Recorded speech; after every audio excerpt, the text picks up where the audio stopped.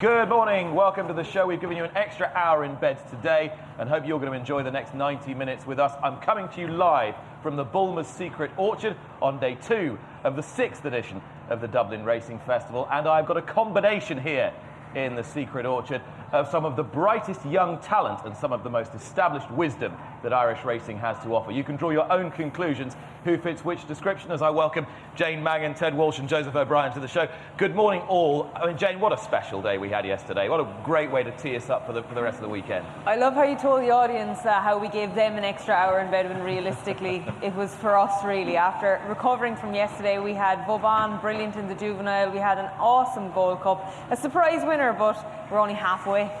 When you were driving home yesterday, Ted, were you buzzing with the performances you'd seen yesterday?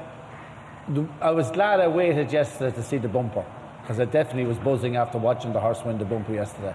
I'm in my early 70s now and I haven't seen any better bumper horse than I saw yesterday win the bumper. I was standing at the line ready to go across the track, and if Willie Mullins had decided that somebody had run away with the winning post around the corner, he could have gone another 2 furlongs. He might have won. He went to the line yesterday like an absolute train, reminding me of Carville's Hill when I saw him win a bumper, of the great horses, or even Joseph's dad's horse when Galileo won here as a 2-year-old. You saw something special, and he was definitely something special. It takes quite something for you to reach that deep into your treasure trove of superlatives and say, this is one of the best I've seen. Yeah, definitely. And I mean, unlike a lot of horses, like there's the old saying, you breed the best to the best and hope for the best. He's by a great stallion in Walk in the Park. He's out of a terrific mare in Qui Vega. And usually that doesn't work, but it has worked here in spades. Well, just over 28 years ago, they bred the best to the best and they got Joseph O'Brien. Exactly. So welcome. And for all your protestations about the fact that you're really kind of edging a little bit away from jump racing, you've had 50 winners at 20% this year. Your Wave of the Sea yesterday became the first horse ever to win at 3 Dublin Racing Festivals. You're not putting it down just yet, are you? No, listen, Nick, it was fantastic to get a winner here this weekend. Like the lad said, it's the cream of the National Hunt racing season in Ireland up to this point. It was fantastic racing yesterday, big performances, some tight finishes, and everything that you would want in top-class racing. And are you one of these people, if there's a big event going on, whether it's flat racing, jump racing, is there a bit of you that just needs to be a part of that? Is your competitive instinct sort of take over and say, I need to be in that? Well, I think any trainer with any number of National Hunt horses, or with one National Hunt horse, this is where they want to come and have a runner and try and be competitive and try and get a winner. And even to be taking part here and have horses running well, it's so difficult to do that. That's how difficult the competition is, that I thought we'd struggle for a winner this weekend, and listen, it's fantastic that we managed to get one, and A Wave of the Sea is a cracking horse. He's a pretty cool horse, isn't he? He can do anything. Only 2 years since he won the juvenile hurdle here, and he's like a real seasoned old pro now. Yeah, he is, and he won a number of flat races, hurls, he's won a number of chases. Every year he turns up and he does his thing, he wins his few races, and every time he goes to the track you kind of know what you're going to get from 2 miles up to 3 miles. So he's a real admirable horse, even though he mightn't be a superstar, but he's a real admirable horse and great one to have in the yard. And does the jumping give you as much of a buzz? I mean, you've won 2 Melbourne Cups, a Cox Plate, you're the only person to have ridden and trained a Breeders' Cup winner, the youngest person to do both. Does this still make your heart pump? Yeah, absolutely. I think, Nick, you only have to be here and feel the atmosphere and the real National Hunt fans and the people who are here for the horses and to see the horses perform against the best and the best of what is in Ireland at a great track. It's a very special weekend's racing. And you talk to dual-purpose trainers, I'm thinking particularly of David Ellsworth, who's just retired. He ended up turning his attentions away from jumping because he couldn't really handle the attrition rate and the injury and turn his attentions to the flat. And a lot of dual-purpose trainers will say training flat horses is easier. What's your take on it? Yeah, well, I think at the end of the day, Nick, I was lucky enough to be in a position that we're well supported, and we had great National Hunt horses and great support from National Hunt owners, and as well on the flat side of things. And we didn't want to be in a position where we're building more and more stables, so we had to concentrate on one side of the business, and ultimately it's more lucrative for me to have flat horses, and that's the long and short of it. But I love National Hunt racing. We've grown up in it, obviously. Mum and Dad and my granddad and everyone has had a number of National Hunt horses, and we're fans of the sport, and listen, I will always have a few national hunt horses. There's no doubt about that. But yeah, that's the bottom line. And when you started training, when you went out on your own, was it key for you? Was it crucial for you to create a point of difference, to be something a little bit different from what was happening at Ballydoyle? So you weren't just kind of Ballydoyle Mark II? Yeah, I don't think so, to be honest. It just happened. My sister Sarah was riding a number of bumper horses at the time, and we were training them and trading them, and they were running bumpers and being sold from there. And not that it happened by accident, but basically, if you called me up with a horse, I would have trained it for you, whether it was a jumper or a flat horse or whatever you wanted to do. So that's how it happened. And like I say, we were lucky then to get the support of some of the top owners around, and we have had and hopefully will have some really nice horses. Is that still the case? If I said, can you train my 63 rated horse, would you still take it? Oh, well, listen, to a certain extent we cater for everyone, but at the end of the day, you can't train everything either. Ted, you've got to have an open mind in this game, haven't you? No matter who you are, no matter where you start up, you've got to think you can do it all. Oh yeah, I mean, this young man, and I consider him still to be a young man, a very young man. I mean, he's done it all. I mean, to be that successful as a jockey at that early age. I know he had people looking and say, oh, he was dating O'Brien's son, but like lots of fellas have had sons that weren't able to do that to do what Joseph did. But and training. But he has the hunger and the ambition that's obviously in his genes as well too, to be that way. You know, he looks at it sort of, he enjoys it. And I think when you enjoy the game we're in and the sport we're in, and then be successful at it, so you think you've died and gone to heaven. I mean, when you were growing up and you were champion jockey twice before you were 20, I think it was. I mean, that pressure of being Aidan O'Brien's son, it never seemed to get you looking in from the outside. What was it like from your perspective?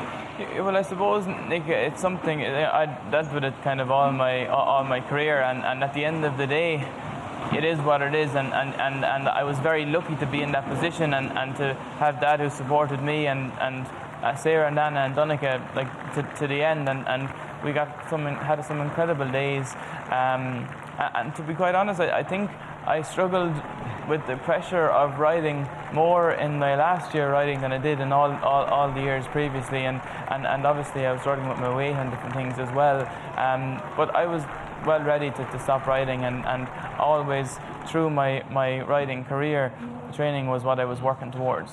I mean, you did punish yourself those last couple of years, didn't you? I mean, it's such a hot topic at the moment, particularly in Britain with the saunas going and people talking about what jockeys put their bodies through.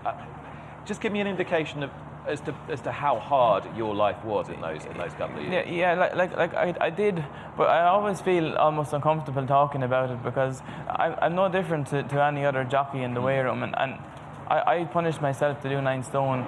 That was as light as I could do. Some guys are punishing themselves to do 8-7. That's as light as they can do. So some people are very lucky that they don't have to go to the last furlong with it. But a lot of people are punishing themselves that people don't really realise or appreciate that they are. And I think that at the end of the day, humans are getting bigger, heavier, stronger. People as a race, that's the way we're going. And there's an awful lot of reluctancy amongst people within the industry to kind of appreciate that.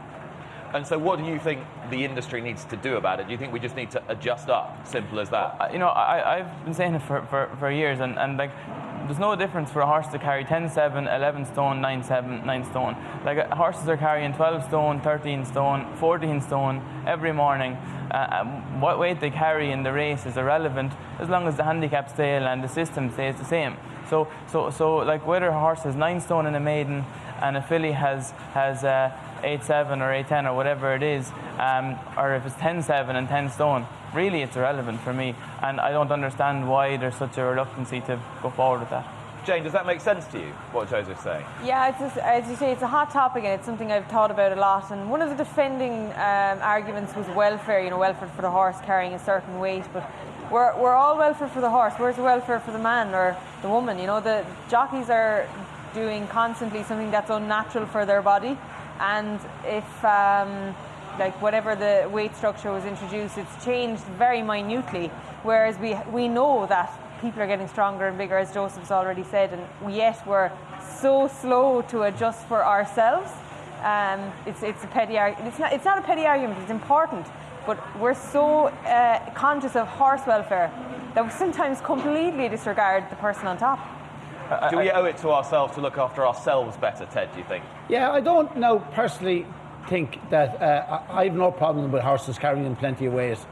And the jumping game, when I was growing up, they had 12.7 and 12.10. Arkle carried 12.10 in the Massey Ferguson and 12.7. I rode horses in races that carried 13 stone and 13.7. But there was always been a problem. I mean, Lester Piggott always had a problem. I mean, Lester Piggott wasn't light. He's a tall man. Brian Taylor, the late Brian Taylor, was a big man. Like, horses, people, this is not new. This has always gone on. We're a bit more conscious of the fact that people are bigger, but not everybody was born like Sir Gordon Richards and Willie Carson, well able to do light weights. And that time, when you were tall, people said, oh, he won't make a jockey, he's too big. And people accepted it. Like, it's not something that happened in the last 5 or 6 years. Yeah. It has always been there. We're a little bit more conscious of it because people are more conscious of people's health. And when people are starving themselves or doing without food, and it might affect them mentally. And that's what happens. A lot of fellas over the years, you can look at the sad stories of all the fellas that top themselves. And there's a list of them. You know, and that comes from wasting and hardship and one thing and the other. I think that's the point we have to look into more than anything else. In all aspects of life, suicide is a word that we don't want to mention. It has happened, but we have to look after our lads here, and whatever it might do to help them mentally better, I think is most important.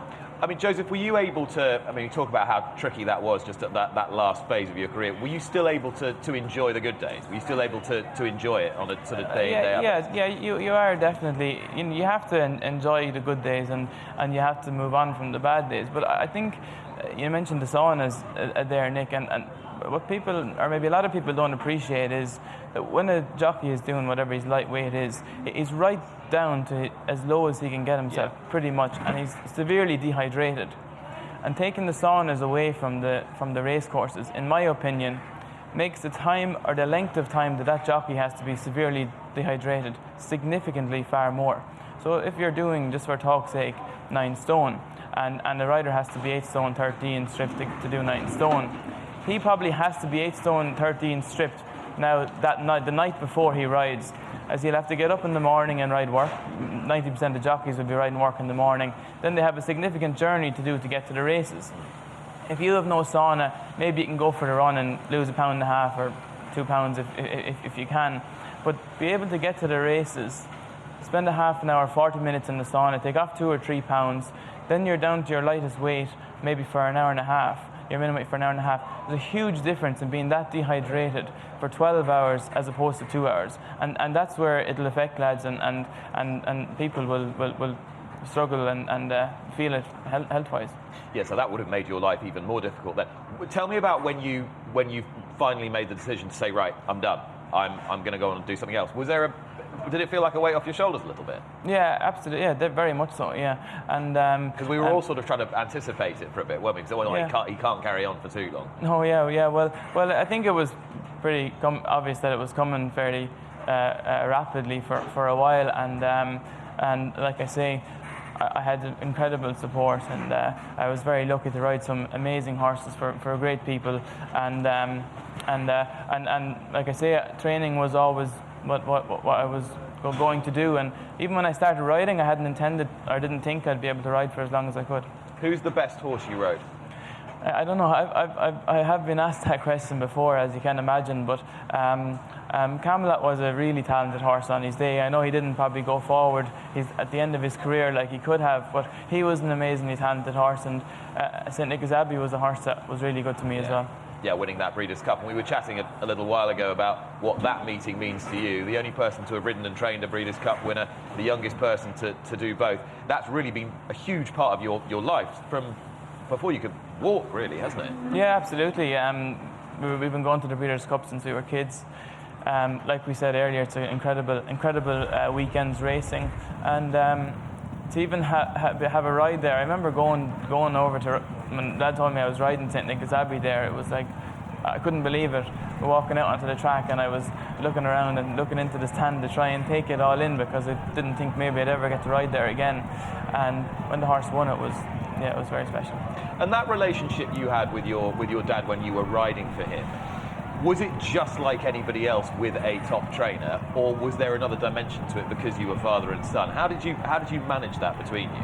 Yeah, well, I think there's no doubt that there was another dimension to it, and I think at the end of the day you have to be a realist, and you have to take good days and bad days as they come. And I think I was always very hard on myself, and probably harder on myself than anyone else could be on me, as hard as other people were at times. I was pretty hard on myself, I think, and I was the first person to apologise and put my hands up when things went wrong. And do you think that meant that, in a sense, you were doing some of the hard work for your dad, because he didn't have to tell you too much what you were doing wrong, because you were giving yourself a hard time? Yeah, I'd say, the vast majority of jockeys will tell you that, when it goes wrong, that they'll know by the time they have them 2 strides past the winning post, and they'll know they would like to have it again. And like I say, I was always very hard on myself, and there's a lot of races I'd like to have again, as most people would. But yeah, and at the end of the day, Dad would have opinions, and he would let me know, as well as people around us and the team, and like, I always would be the first person to put my hands up and say, I need to do better. I mean, did you used to have robust exchanges of views? Would you argue about horses, where they should go, what they should do, how they should be ridden? Yeah, we would discuss, probably more than argue, things and what we feel and how we feel things would happen or might happen. But I think, and Dad obviously having rode himself, you have to ride the race that you're riding, and leave the gates with not a complete open mind, but you have to have the confidence that your trainer or your owner is willing to back you, and that if you make a decision in the race, which is the complete opposite of what your instruction was, that when you come back, you're not going to get slated, because you'll win more races than you'll lose by riding on your instinct. I realise, you're clearly a prodigious talent. You've achieved a ridiculous amount, and you're only 28 or whatever. Have you ever thought about why your father made it so far so young, and how he managed to do that?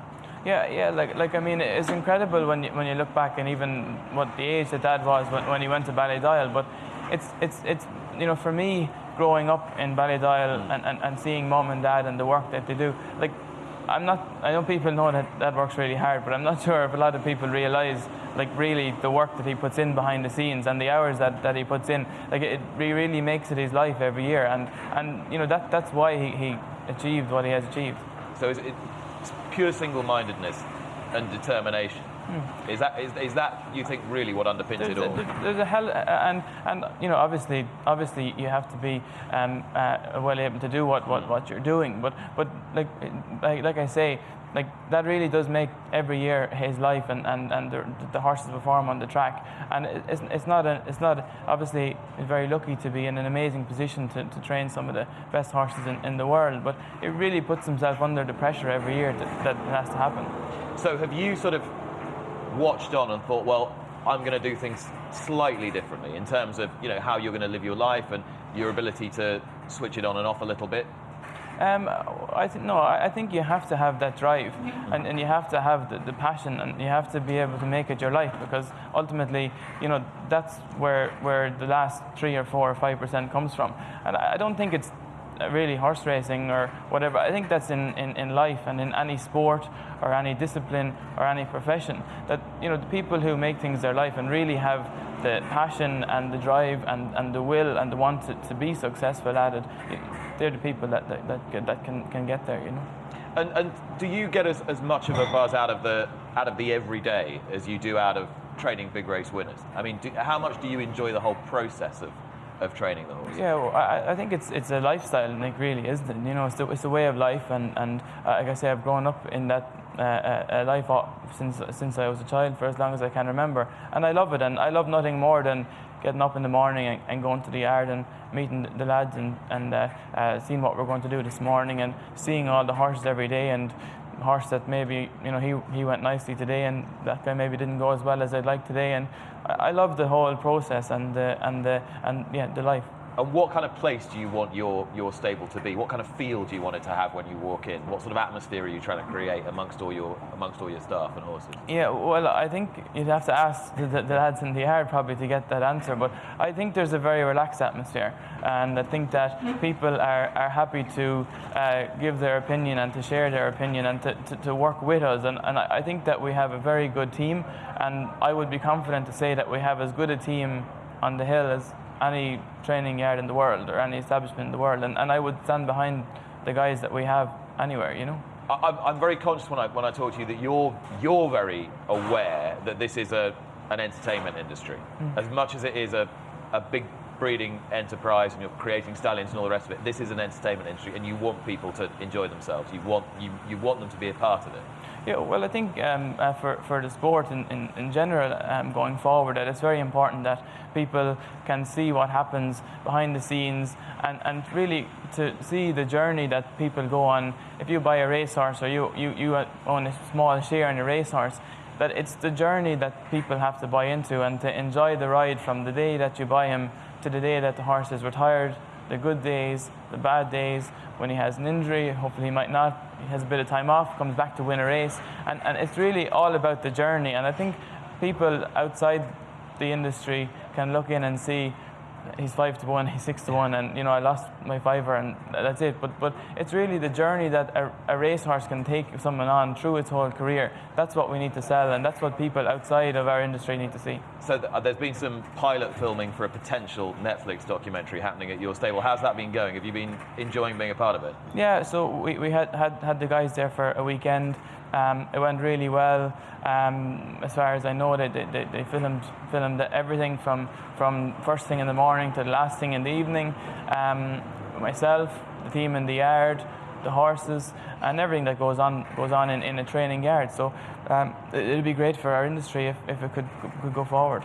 There is so much to the sport, Ted, isn't there, that is still to be discovered by a wider audience, really. Yeah, and a young man like Aidan, Joseph there, Aidan, I think, excuse me, was the first person.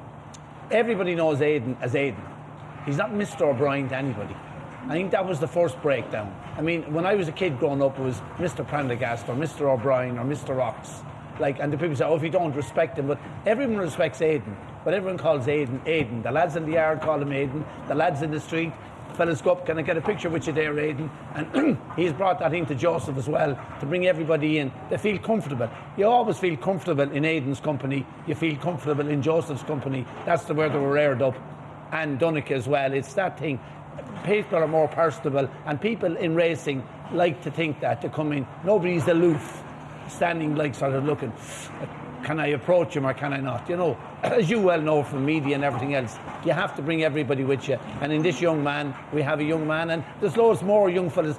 Gordon is very affable as well, and the younger generation, and they're not sort of aloof. And I think people in racing gather around that, and they enjoy being in their company.